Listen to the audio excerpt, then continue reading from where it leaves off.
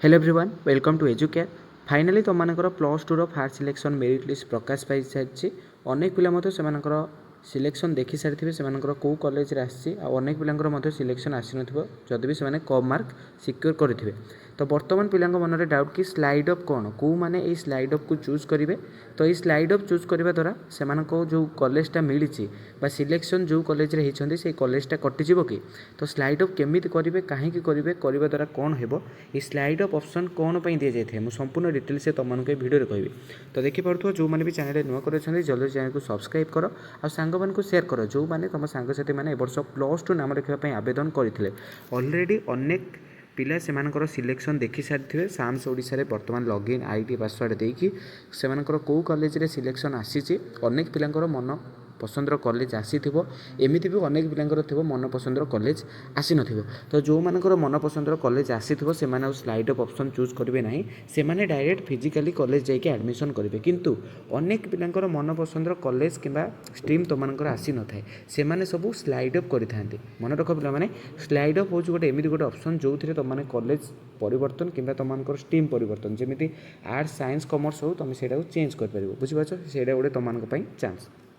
तो देख +2 admission slide up कौन तो स्लाइड अप हूँ एक सुविधा जहाँद्वारा छात्र छात्री मैंने आगुरी आडमिशन नहीं कॉलेज रु निजर अधिक पसंद प्रिफरेन्स कॉलेज किंबा स्ट्रीम को जापारती जदि परवर्ती सिलेक्शन में सीट खाली थाए। तो ये स्लाइड अप कर कौन पे पे स्लाइड अप कर तुमको हायर प्रिफरेन्स कॉलेज स्ट्रीम बुझीपार तुम्हें जदि मनकर कही रखुच्छी तुम्हें जदि 5टा कॉलेज पकई 5टा कॉलेज पकईच तुमर बर्तमान आसी 4 नंबर कॉलेज जहाँकि तुमको भल लगुनि कि से कॉलेज रे पढ़ाक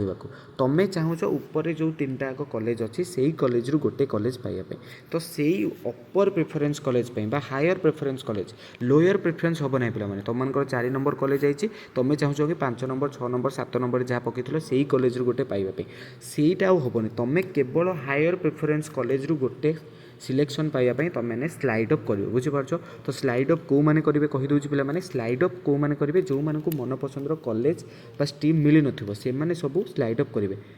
बुझिपाल क्यों मैंने करेंगे आईटा कौन कहीदेली स्लाइड अप कौन से गोटे कॉलेज टीम परिवर्तन करवा गोटे चांस तुमपाई तो कौ मैंने करेंगे तो करने द्वारा कौन हो करने द्वारा तुमको जो सीटा बर्तमान जो कॉलेज रे जो 4 नंबर कॉलेज रे मुझे उदाहरण दे कहूँ जो बर्तमान सिलेक्शन आसी तुम जो स्लाइड अप करुच ताहले कौन यही कॉलेज रु सीटा कटिज कि देख पे मैंने तुम्हें जदि स्लाइड अप करुच हायर प्रिफरेन्स कॉलेज स्ट्रीम पाइबापी ताहले तुमको ये सीटा कटिब नहीं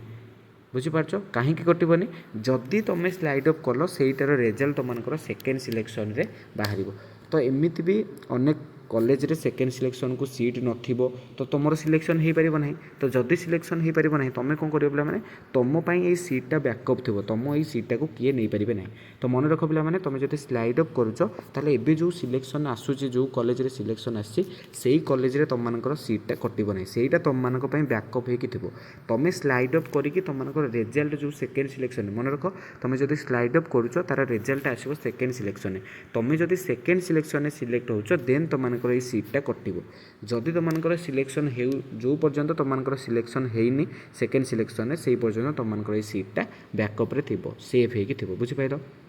तो मन रख स्लाइड अप करने द्वारा कौन मत भी तुमको जो कॉलेजटा मिली से हटब ना बुझीपार। मुझे तुमको मत उदाहरण देकी देखा दूसरी मनकर तुम 3टा कॉलेज पकई 3टा कॉलेज रे प्रथम सिलेक्शन में तुमको कॉलेज सी आसी तुम स्लाइड अप केवल कर कॉलेज ए और कॉलेज बी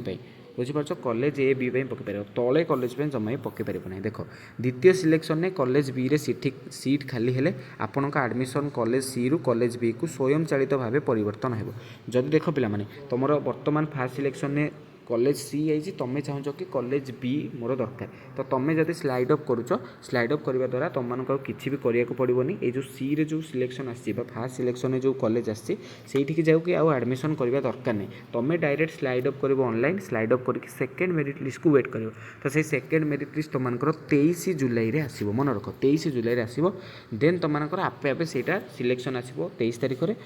जदि तुम कॉलेज बी कि ए होगला तुम्हें जाकि आडमिशन कर बुझीपार।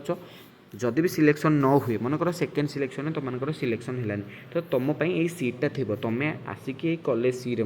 आडमिशन कर जिते बड़े तुम सेकेंड मेरिट लिस्ट रिजल्ट आसो बुझीपार पे जदि भी स्लाइड अप को लेकिन किसी डाउट अच्छी तुम मत कमेंट सेक्शन में जनाओ पे स्लाइड अफ मन इच्छा कहीं भी चूज करनी स्लाइड अफ मन इच्छा चूज करने द्वारा बहुत पिला बहुत हईराण पड़ी था तो मुख्य कथा देख पे केवल उच्च प्रिफरेन्स कॉलेज को जापरेंगे तो ये स्लाइड अफ करने द्वारा तुम्हें केवल हायर प्रिफरेन्स माने ऊपर जो कॉलेज थी जो कॉलेज रे वर्तमान सिलेक्ट होती तार ऊपर जो कॉलेज थी से कॉलेज पाइबापी तुम स्लाइड अप चूज कर तो निर्धारित समय आडमिशन संपूर्ण करने आवश्यक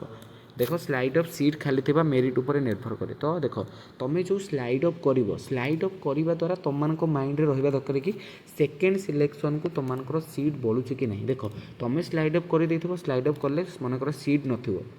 नथिबो ताहले तुमମାନଙ୍କର सिलेक्शन आसबनी तुम्हें बाध्य होगी जो कॉलेज रे पूर्व आइला से आडमिशन करने पड़ो तो स्लाइड अप करने द्वारा तुम्हें भी किसी हवा दरकार नहीं तुमମାନଙ୍କର सीटा सेफ थो किंतु तुमको देखा पड़ो कि सेकेंड मेरिट लिस्ट आउ सीट अच्छी कि नहीं आउ मेरिट बा कट ऑफ केते जाउछि तो देख उच्च प्रिफरेन्स रे सीट न मिलले वर्तमान कॉलेज रे आडमिशन जारी रहिबो जदि भी तुम स्लाइड अप कर देइछो तुमको मिललानी सिलेक्शन सेकेंड मेरिट लिस्ट कारण जानिछ तुम जदि फास्ट सिलेक्शन स्लाइड अप करूछ सेटा तुमମାନଙ୍କର रिजल्ट सेकेंड सिलेक्शन आसो मनकर सेकेंड सिलेक्शन में तुमको मिललानी सीट ताहले तुम पूर्वर बा फास्ट सिलेक्शन में जो कॉलेज रे तुमମାନଙ୍କର सिलेक्शन होता तुम सेटा आडमिशन करें जाकि सेठी कारण से सीटा तुमको बैकअप रे पूरा सेफ होगी बुझीपार तो कहीदेली पे स्लाइड अप प्रोसेस कौन कौ मैंने सेटा को चूज करवा दरकार को मैंने सेटा को चूज करवा दरकार तो सेटा चूज करवा द्वारा कौन हुए आ चूज कले तुमको जो कॉलेज मिलची वर्तमान सेटा सीट कटिଯିବ कि नहीं आउ स्लाइड अप्र कौन कौन फायदा मुझे संपूर्ण डिटेल्स कहीदे पे तुम जल्दी जल्दी तुम सांग मानक सेयार कर दियो जो मैंने ए वर्ष +2 सब आवेदन करते तुम्हें मैंने सिलेक्शन जानी सारी तुमको फास्ट सिलेक्शन में कौ कॉलेज आसी तो कहार कौ कॉलेज आसी फास्ट सिलेक्शन तुम मत कमेंट सेक्शन जनाओ जदि भी किसी डाउट अच्छी तुमने आमको कमेंट सेक्शन में पचारि पार रोचे जय जगन्नाथ।